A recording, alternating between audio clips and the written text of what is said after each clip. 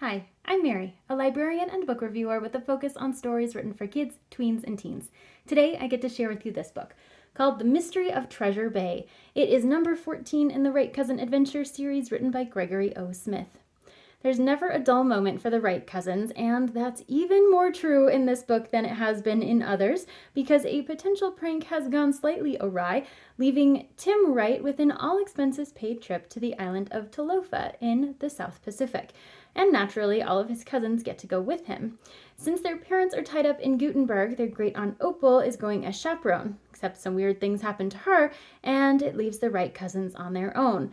When they get to Talofa Island and they come across an old sea chest with a treasure note hidden in it, they decide they're going to go find the hidden treasure themselves.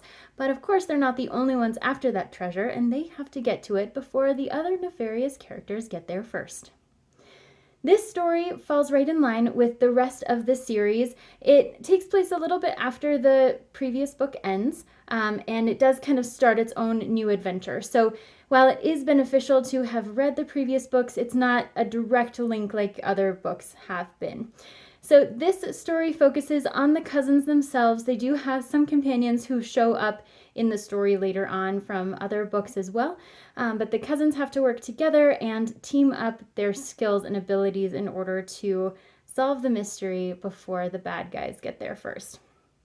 So the cousins themselves are teenagers, but the story is written in such a way as to be accessible to readers of all ages. So middle grade up through adults will enjoy reading this together, so it's a great family read. And for those who are fans of stories like Nancy Drew or the Boxcar Children or the Hardy Boys, where you have kind of a formula to the mystery, but also characters that you end up really enjoying as you go along, this is a great series to jump into. So this book is written in short chapters, larger font, some white space in there, and there's a lot of witty banter among the cousins in character to what you've come to know from the rest of the series. So this book is kind of one of two duologies, so it is part of the major series, but it's also part of a smaller compilation of stories, if you will. So this book will keep you on the edges of your seat all the way till the end, and then you'll want to jump right into book 15.